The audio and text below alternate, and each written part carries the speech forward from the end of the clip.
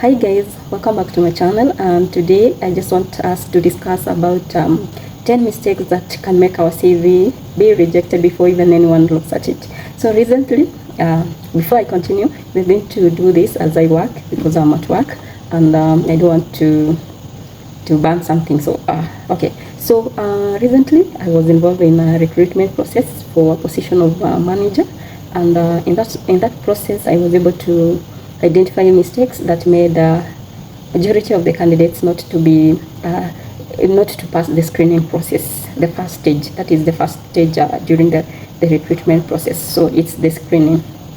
So we are going to look at almost 10 mistakes that they were making, which made their CV not to be read, to be rejected. So the first one is stating salary far below the job salary range.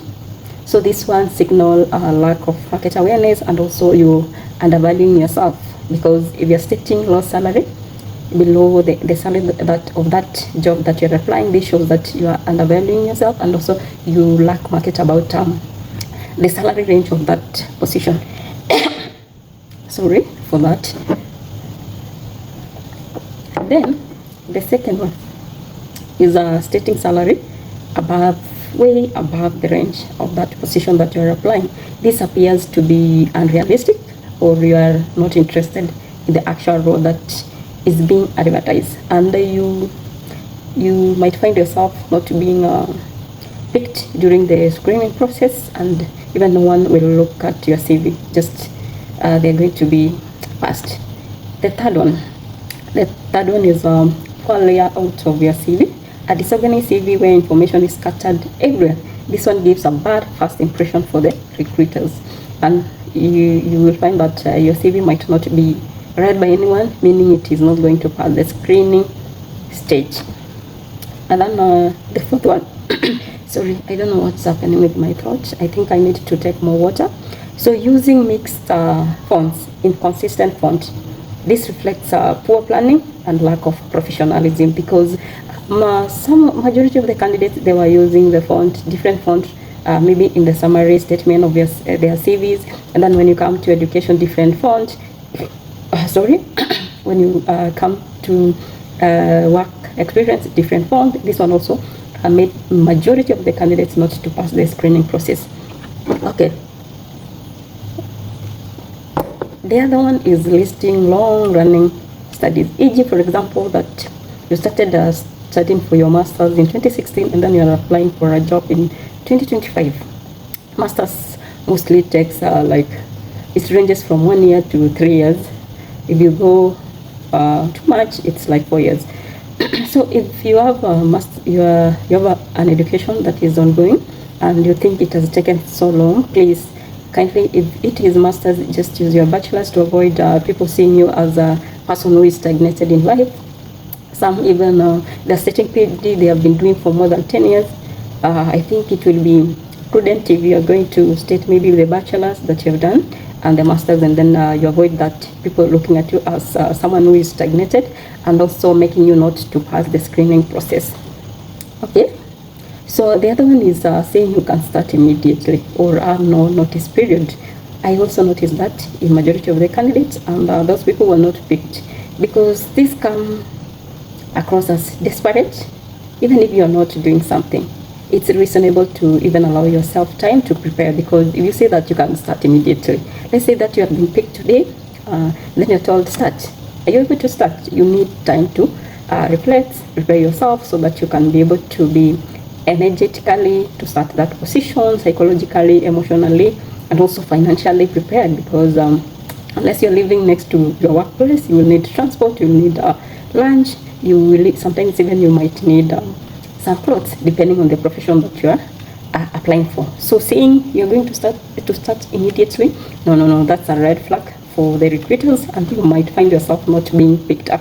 So it's always good to give a notice period so that you can prepare yourself. I've said that even if you're unemployed, you give yourself time to prepare emotionally, physically, financially, and everything. Okay. So the other one, which is seventh, is listing responsibility as achievements. Achievements should be measurable. Roles and duties are not achievements, but majority of the people, they are stating their responsibility, their roles as achievements. That one is a red flag. The other one is, the eighth one is not tailoring your CV to the job title that it has been advertised. So a generic CV reduces your chances of significance, and then you will find yourself not being screening for the process of shortlisting. So it's always good to always look at the advertisement, then also the JD, which entails the roles, the reporting to the competence, the key competence, the skills that are required, the background, education, and also work experience. So that you can tailor your CV to capture those things that are required for you to have that high probability of being for you to have that high probability of being picked.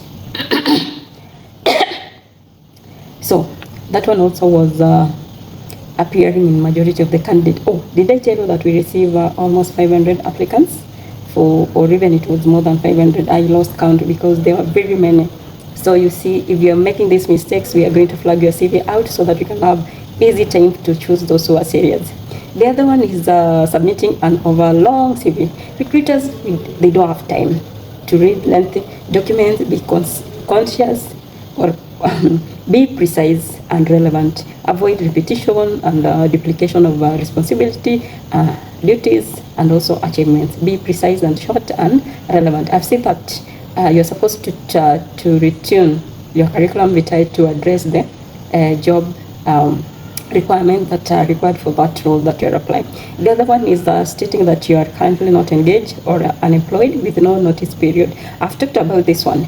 This one can raise concerns if possibility highlight voluntary, consulting, or any meaningful engagement instead, because this one shows that you are very committed, you're self-driven, and you're someone who can analytically think, creative, and many things. Because if you're just staying without even maybe saying that you are volunteering, probability of them picking you is very low, because people usually want people who are at least, if you are having something going on with your life, you don't lose touch with reality and also that job that you are being applied. So I hope this video is going to help you and you're going to rectify. Thank you so much.